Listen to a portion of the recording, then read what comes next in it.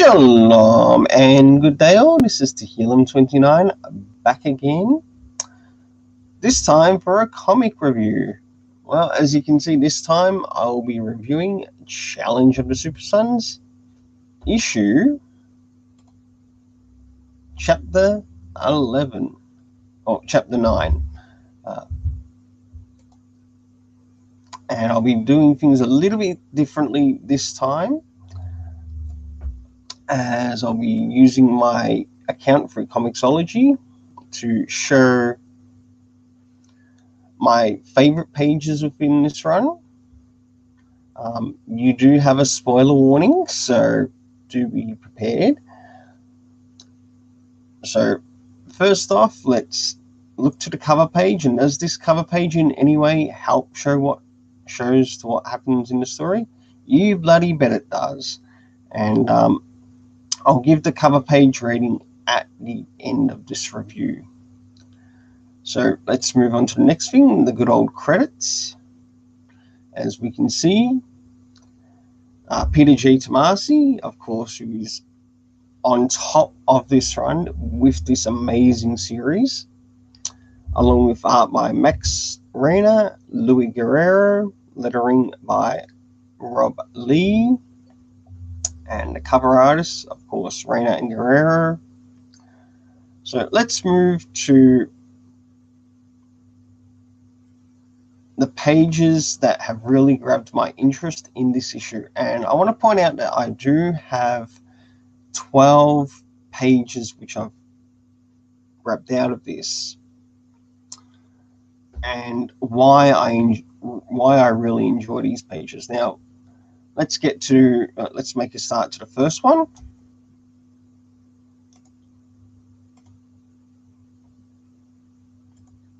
To which we begin off at the Hall of Justice. Oh my goodness, this is absolutely incredible.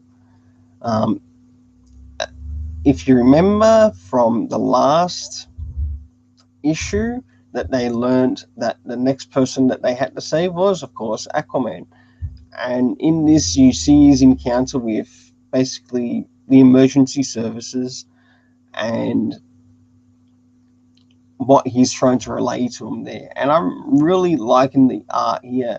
It's great to see a creator and writer like this remembering to put in locations of where this is taking place, and I really appreciate that within the story. The next is page 4, to which you get one of the EMTs, or the emergency services, complaining about how much sand he's got in his suit. And of course, one of the other ones trying to address is if all right, who's the villain that we're up against here that you're so worried about? Is it Joker, Darkseid? And I thought that was really great in being added to this particular issue. Now, moving to the next page, before I move into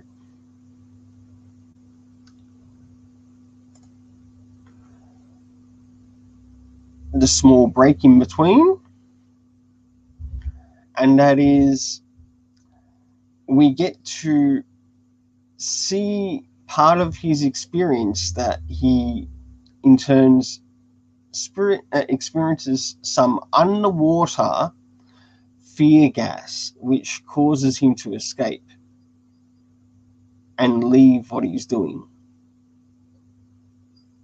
And I thought that was really clever, because it shows the initiative to which the Super Sons are having to do to try to save Aquaman from what is to come. And of course, the next page, number 8, and a big thanks to the editor that is working with Peter J. Tomasi, Paul, to which he also points out this is something similar that happened in an amazing classic run in the Justice League, the Tower of Babel. Now, that's a story that's written by Mark Waid. If anything, it's probably one of my favorite stories from Mark Waid, and I really enjoy what's being brought across here. So, time for the break.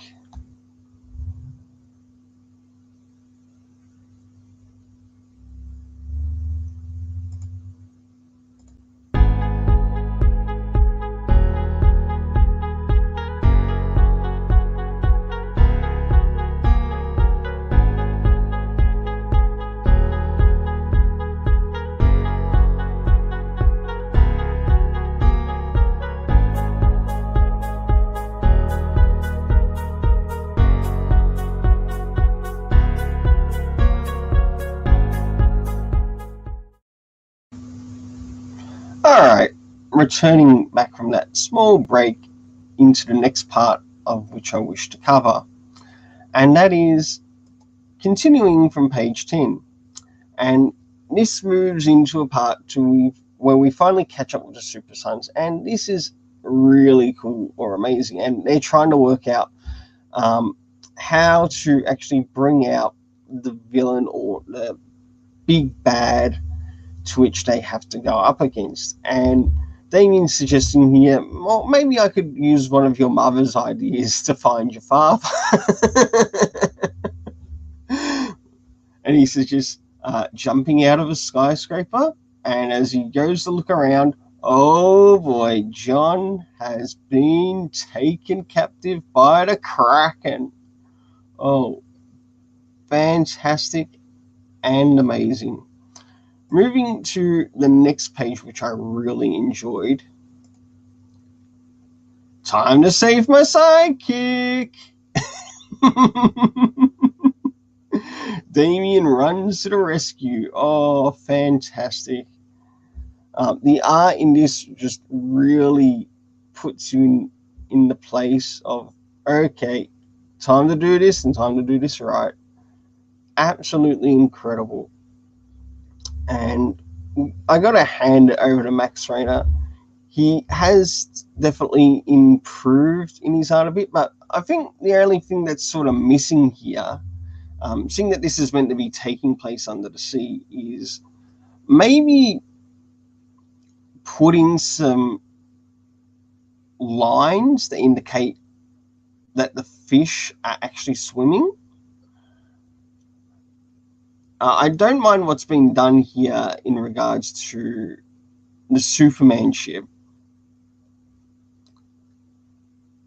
But as for the rest, it could probably do with that little bit that needs to be there. The next page that I really enjoyed in this was also number 14. Why do I like this? Because it's a page that relates back to the cover. And I got to give it to Max Rayner. This is why I give the cover this high rating which it's going to receive. I'll point that out at the end of this review. And here you go, you've got Damien coming in time, trying to save good old John. These two feel more like family more than ever in this storytelling. And I'm really looking forward to what happens in the next couple of issues. Now, before I move on to the next break of the next 30 seconds, so I can prepare the next page, let's go to the other page that I also enjoyed. And that is page 17 on this. Of course, the little bit of bantering between John and Damien, because I think I know how this is going to kill Aquaman. And you get a close-up visual that there's something different about this Kraken, and he's got a bit of a piercer at the end there, and it's really good there. Then Damien responds, aha, I see, I bet this creature is the genius gloves. So the spikes might deliver a glandular poison. That's no freaking help whatsoever in response. And I think that's fantastic, like seeing that rant and rave between them. No, but this will be, if it worked on Aquaman, and now it's time for the next part of the break. I really like what's happening here. I like how much it's brought into this particular series, and I'm really looking forward to when this series comes out in trade, or even omnibus.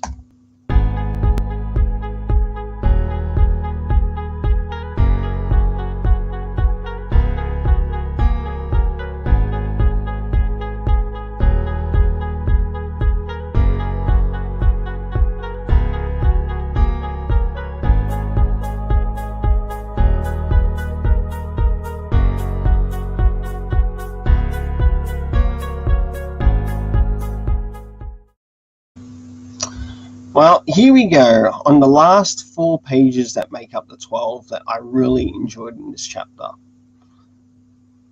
of Challenge of the Super Sons, issue 9. So, as we return, we're back to, of course, page 19, to which we finally, after his fears passed, we get the appearance of the Kraken on site. And the Super Sons doing what Super Sons do. Well, they managed to bottle it up so he wouldn't have to deal with how dangerous it was. Now, starting to move on to the cliffhanger in this, something I did not expect coming, but I really enjoyed in this. And as I move on to the end here, I really like this conversation that they're having between themselves in page 20. Luckily, it's still alive. John says, "Oh, goody, to kill a Kraken will have another will live another day. Hey, man, some of us believe in every life is worth saving. Hopefully, Aquaman will know what to do with this thing." Damien responds, "Yeah, sure. Yeah, I'm sure some kind of fish jail in Atlantis." Absolutely hilarious. Now, as we were in the discussion process of elimination leads to the logical conclusion,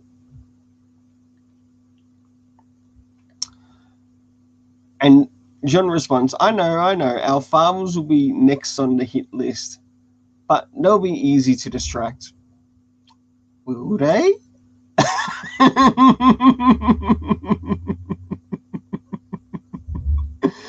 And this conclusion is classic gold. I love it. I absolutely love it. Then Damien responds, "No, what do you mean? No," as John responds. The repeating of what you said earlier, geez, you really have a thing of disagreeing with everything I see. Then Damien reverts back. "No, I mean, I was wrong. Our fathers aren't next." As he points out, we are. And you just look at the doom scroll and it just points out, oh boy, what is coming after the Super Sons? Will it be Vandal Savage? Will it be Felix Faust? Will it be both? Because they have both made their appearances in this. Well, we'll soon find out. And I want to give a big thanks to Peter J. Tomasi and also Max Rana for art. Now it's time for my rating for the cover. For the cover, it's a straight 10 out of 10. I really enjoyed the cover and how it works with the story. In fact, it works with the story 100%, and that's why it gets a 10 out of 10. For the art, I gave it a 9 out of 10, though as I brought up, I did have those small criticisms, to which I believe could probably be made up in the next upcoming issues. And for the story, a big 9 out of 10. Well, thanks to all who came to check out my comic review on Challenge of the Super Sons, issue 9. Stay tuned for issue 10 for when it comes out.